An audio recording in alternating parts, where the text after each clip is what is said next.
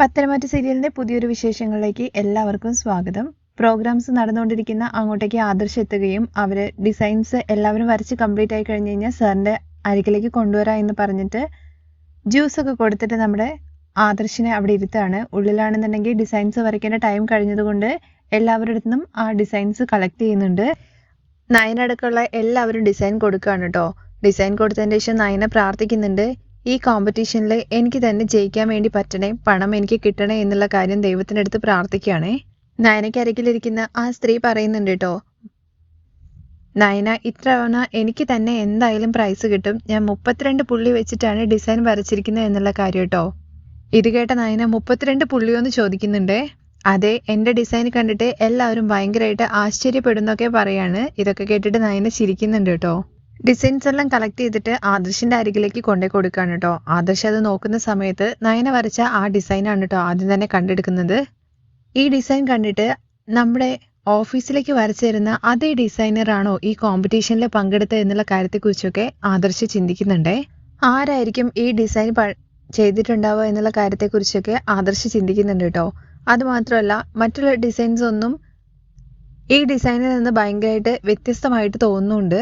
തുടർന്ന് ഉള്ളിലാണെന്നുണ്ടെങ്കിൽ കോമ്പറ്റീഷനിൽ പങ്കെടുത്ത എല്ലാവരും കൂടി ഇരിക്കുന്നുണ്ട്. അങ്ങോട്ടേക്ക് ഒരാൾ വന്നിട്ട് അനൗൺസ് ചെയ്യുന്നുണ്ട് കേട്ടോ, കോമ്പറ്റീഷനിൽ പങ്കെടുത്ത എല്ലാവർക്കും നന്ദി എന്നും. അല്പസമയത്തിനുള്ളിൽ തന്നെ നിങ്ങളുടെ കോമ്പറ്റീഷന്റെ റിസൾട്ട് വരും. നിങ്ങൾ ആരും പ്രതീക്ഷിക്കാത്ത ഒരാളാണ് കോമ്പറ്റീഷൻ ജഡ്ജ് ചെയ്യാൻ വേണ്ടി വന്നിരിക്കുന്നത്. ഇവിടെ കോമ്പറ്റീഷനിൽ ജഡ്ജായിട്ട് വന്നിരിക്കുന്നത് മറ്റാരുമല്ല, the one and only Moorthy's ജ്വല്ലറിയുടെ MD ആദർശാണെന്ന് പറയാണ് കേട്ടോ. ഇത് കേൾക്കുമ്പോൾ തന്നെ നമ്മുടെ നയന ആകെ പെട്ട അവസ്ഥയിലാവുകയാണ്. അയ്യോ, ആദർശേട്ടൻ എങ്ങനെയാ ഈ കോമ്പറ്റീഷനിൽ ഇവിടേക്ക് വന്നിരിക്കുന്നത്, എന്തിനാണാവോ, എന്തായാലും ഞാൻ പെട്ടു എന്ന് പറഞ്ഞിട്ട് തലങ്ങനെ കുനിക്കുന്ന സമയത്ത് അടുത്തിരിക്കുന്ന മുത്തശ്ശി ചോദിക്കുന്നുണ്ട് കേട്ടോ, എന്ത് പറ്റി മോളെ, എന്തെങ്കിലും വയ്യായ്ക ഉണ്ടോ? എന്തോ ഒരു തലവേദന പോലെ എന്ന് പറയണേ. വെള്ളം വേണമെന്ന് ചോദിക്കുമ്പോൾ വേണമെന്ന് പറഞ്ഞിട്ട് മേടിച്ച് കുടിക്കുന്നൊക്കെ ഉണ്ട്. എന്നിട്ട് തലയും താഴ്ത്തി ഇങ്ങനെ ഇരിക്കുകയാണേ. എന്തായാലും ആദർശേട്ടൻ വരുന്നതിന് മുമ്പ് എവിടുന്ന് മുങ്ങണമെന്ന് വിചാരിക്കുകയാണ് കേട്ടോ നയന. അങ്ങനെ ബാഗ് എടുത്തിട്ട് എണീക്കുമ്പോഴാണ് ആദർശ് അങ്ങോട്ടേക്ക് കയറി വരുന്നത്. ഇനിയിപ്പോൾ എന്തായാലും ഇവിടുന്ന് പോയി കഴിഞ്ഞ് കഴിഞ്ഞാൽ ആദർശേട്ടൻ കാണും എന്നുള്ള കാര്യം നയനയ്ക്ക് ഉറപ്പായിട്ടോ.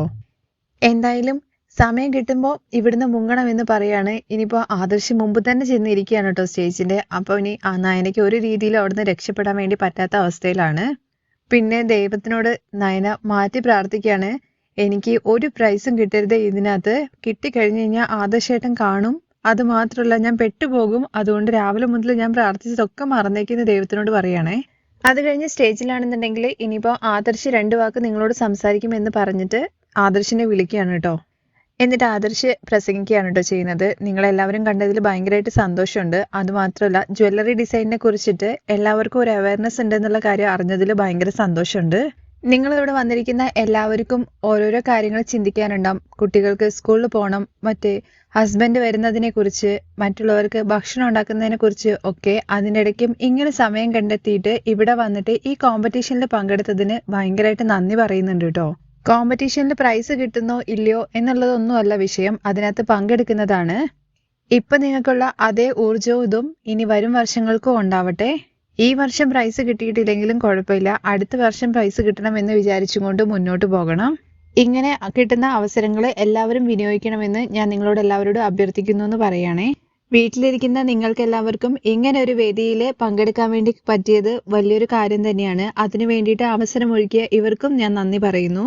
ഈ സമയത്തൊക്കെ നയനയാണെന്നുണ്ടെങ്കിൽ ചെയറിന്റെ അടിയിൽ ഇങ്ങനെ ആരും കാണാത്ത രീതിയിൽ ഇരിക്കുകയാണ് കേട്ടോ ചെയ്യുന്നത്. തുടർന്ന് ആദർശ് പറയുന്നുണ്ട്, ഇനിയിപ്പോൾ നിങ്ങൾ എല്ലാവരും കാത്തിരിക്കുന്ന ആ കോമ്പറ്റീഷന്റെ റിസൾട്ട് ഞാൻ പറയാൻ വേണ്ടി പോവുകയാണ്. അങ്ങനെ ഫസ്റ്റ് പ്രൈസ് ഗോസ് ടു കവിത എന്ന് പറയുന്നുണ്ട്. അങ്ങനെ ആദർശ് റിസൾട്ട് അനൗൺസ് ചെയ്യാണ്. ആദ്യം 3rd പ്രൈസ് ആണ് കേട്ടോ പറയുന്നത്. കവിത എന്ന് പറയുന്ന ആൾക്കാണെന്ന് പറയുമ്പോൾ സ്റ്റേജിലേക്ക് വരാൻ വേണ്ടി പറയുന്നുണ്ട്. 2nd price goes to Sukanya എന്ന് പറയാണ്. അങ്ങനെ സുകന്യയുടെ അടുത്തും സ്റ്റേജിലേക്ക് ചെല്ലാൻ വേണ്ടി പറയാണ്. കോമ്പറ്റീഷനിൽ പങ്കെടുത്തിട്ട് പ്രൈസ് കിട്ടിയ 3 ആൾക്കാരും ഇവിടെ സ്റ്റേജിലേക്ക് വന്നിട്ട് സാറിന്റെ കൈകൊണ്ട് തന്നെ പ്രൈസ് മേടിക്കണം. സാർ ഫസ്റ്റ് പ്രൈസ് കിട്ടിയത് ആരാണെന്ന് അനൗൺസ് ചെയ്യാൻ വേണ്ടി പറയാണ് കേട്ടോ ആങ്കർ. തുടർന്ന് ആദർശ് പറയുന്നുണ്ട്, ഫസ്റ്റ് കിട്ടിയത് ആരാന്ന് ഞാൻ അനൗൺസ് ചെയ്യട്ടെ. First prize goes to Nayana എന്ന് പറയാണ് കേട്ടോ. നയനേനെ സ്റ്റേജിലേക്ക് ക്ഷണിക്കുന്നുണ്ട് കേട്ടോ. ആ സമയത്തൊക്കെ തലയിൽ സാരീന്റെ തുമ്പ് ഇട്ടിട്ട് അവിടെ ഇങ്ങനെ ഒളിഞ്ഞിരിക്കുകയാണ്. പക്ഷെ നയനേന്റെ തൊട്ടടുത്തുള്ള മുത്തശ്ശി പറയുന്നുണ്ട്, നയന, നിനക്കാണ് ഫസ്റ്റ് പ്രൈസ് കിട്ടിയിരിക്കുന്നത്, നീ എന്താ ഇവിടെ ഇരിക്കുന്നത്, ചെല്ല സ്റ്റേജിലേക്ക് എന്നുള്ള കാര്യം. അപ്പോഴേക്കും എല്ലാവരും നയനയെ നോക്കാൻ തുടങ്ങി. അങ്ങനെ അവസാനം നയനയ്ക്ക് സ്റ്റേജിലേക്ക് പോകേണ്ടി വരികയാണ് കേട്ടോ. പക്ഷേ നയന ഇങ്ങനെ ഇട്ട് മൂടിയിട്ടാണ്, മുഖം മറച്ചും കൊണ്ടാണ് കേട്ടോ പോകുന്നത്. നയന അങ്ങനെ സാരിയിട്ട് വരുന്നത് കാണുമ്പോൾ തന്നെ ആദർശിന് അത് നയനയാണെന്ന് മനസ്സിലാവുന്നുണ്ട്. അത് മാത്രമല്ല, നയന സ്കൂൾ മുതൽ കോളേജ് വരെ പഠിച്ച കുട്ടിയുടെ വളകാപ്പാണെന്ന് പറഞ്ഞിട്ടാണല്ലോ മുങ്ങിയിരിക്കുന്നത്. ആ പറഞ്ഞ കാര്യങ്ങളെക്കുറിച്ച് ഓർക്കുകയാണ് കേട്ടോ. നിന്റെ സാരിയും നിന്നെയും കണ്ടു കഴിഞ്ഞാൽ എനിക്ക് മനസ്സിലാവില്ല എന്നാണ് കരുതിയിരിക്കുന്നതെന്നൊക്കെ ആദർശ് പറയാണ് കേട്ടോ. അത് കഴിഞ്ഞ് നയന അരികിലേക്ക് ചെന്നിട്ട് ആദർശിന്റെ അടുത്ത് പെട്ടെന്ന് തന്നെ സാർ പ്രൈസ് തരുവാണെന്നുണ്ടെങ്കിൽ എനിക്ക് പോവായിരുന്നു എന്ന് പറയണേ.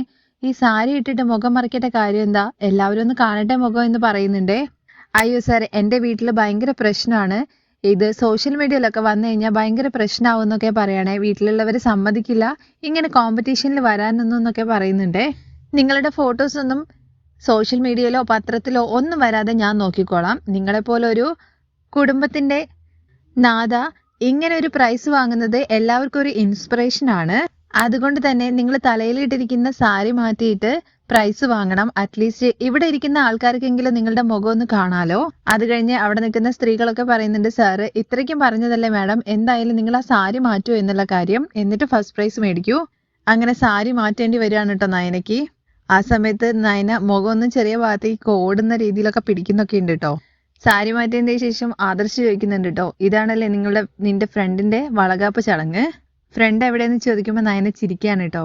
അത് കഴിഞ്ഞ് അവിടെയുള്ള ആൾക്കാർ പറയുന്നുണ്ട്, സാറ് പ്രൈസ് കൊടുക്കല്ലേ എന്നുള്ള കാര്യം. ഷ്യൂർ എന്ന് പറഞ്ഞിട്ട് നയനയ്ക്ക് ആദർശ് ഫസ്റ്റ് പ്രൈസിന്റെ ക്യാഷ് പ്രൈസ് കൊടുക്കുകയാണ് കേട്ടോ ചെയ്യുന്നത്. അങ്ങനെ 3 പേർക്കുള്ള പ്രൈസ് ആദർശ് കൊടുക്കുകയാണ് കേട്ടോ. അത് കഴിഞ്ഞിട്ട് എല്ലാവരും കൂടിയിട്ട് ഫസ്റ്റ് പ്രൈസ് കിട്ടിയ നയനയോട് 2 വാക്ക് സംസാരിക്കാൻ വേണ്ടി പറയുകയാണേ.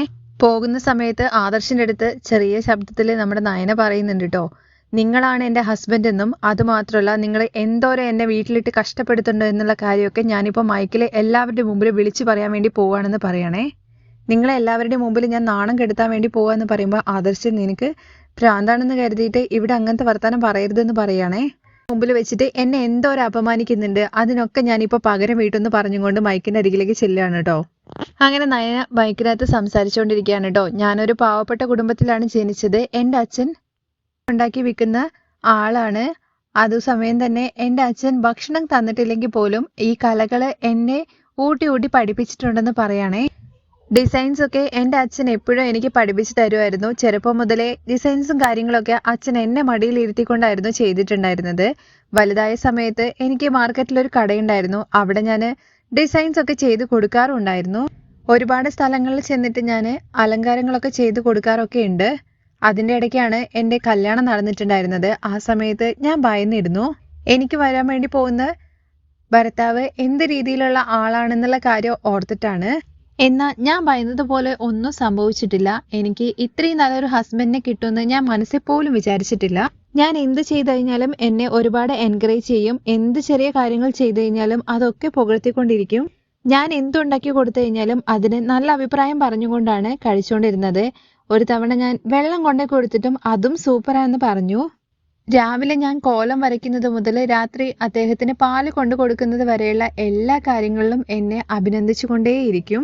അവരാണ് എൻ്റെ ഇൻസ്പിറേഷൻ. ഇങ്ങനൊരു കോമ്പറ്റീഷൻ നടക്കുന്നുണ്ടെന്ന് കേട്ടപ്പോൾ തന്നെ എന്നെ അതിൽ പോയിക്കോളാനും അതുമാത്രമല്ല ഇവിടെ കൊണ്ടുവിട്ടു പോയതും അദ്ദേഹം തന്നെയാണ്. അവരോട് ഞാൻ എന്നും നന്ദി പറയുന്നു. ഈ സന്തോഷം ഞാൻ അവരുമായിട്ട് പങ്കുവെക്കും. പിന്നെ എന്നെ ഫസ്റ്റ് പ്രൈസ് നേടാൻ വേണ്ടിയിട്ട് സെലക്ട് ചെയ്ത സാറിനും നന്ദി എന്ന് പറയാണ് കേട്ടോ.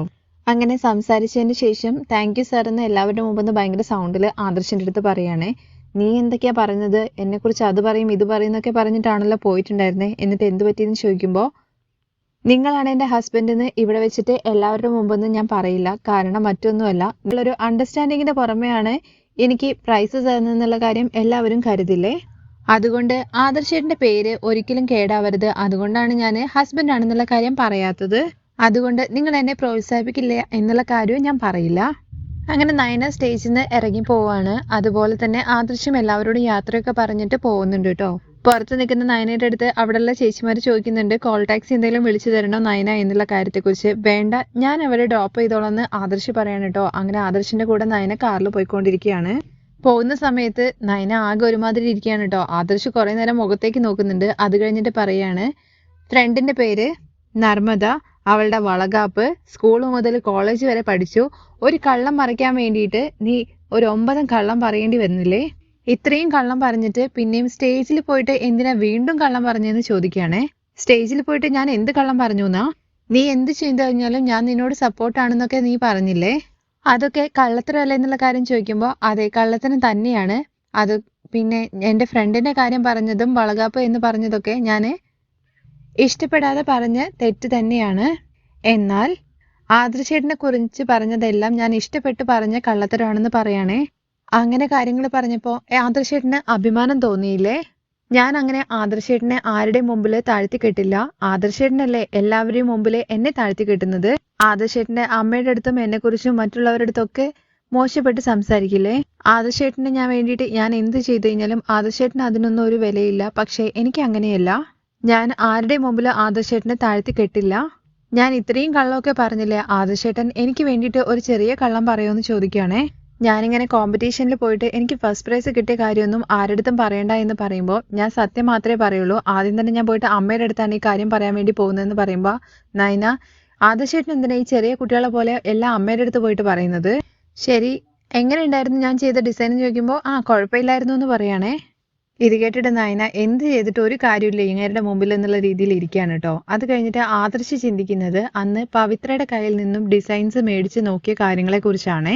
അത് കഴിഞ്ഞ് ആദർശ് നയനയുടെ അടുത്ത് ചോദിക്കുന്നുണ്ട്, ഇതിനു മുമ്പ് ഇതുപോലെ ഡിസൈൻ എന്തെങ്കിലും വരച്ചിട്ടുണ്ടോ എന്നുള്ള കാര്യത്തെക്കുറിച്ച്. അപ്പോഴാണ് നയന പഴയ കാര്യങ്ങൾ ഓർക്കുന്നുണ്ട്. അത് മാത്രമല്ല പവിത്രയ്ക്ക് വേണ്ടി ഡിസൈൻ വരച്ചു കൊടുത്തതൊക്കെ ഓർക്കുകയാണ്. ഇനിയിപ്പോൾ വരച്ചു കൊടുത്തു എന്ന് പറഞ്ഞാൽ തന്നെ ഇങ്ങേര് അതൊന്നും പ്രോത്സാഹിപ്പിക്കാനൊന്നും പോകുന്നില്ല, വെറുതെ എന്നെ താഴ്ത്തി കെട്ടാനാണ് പോകുന്നത്. അതുകൊണ്ട് ചെയ്തിട്ടില്ല എന്നുള്ള രീതിയിൽ തന്നെയാണ് കേട്ടോ നയന പറയുന്നത്.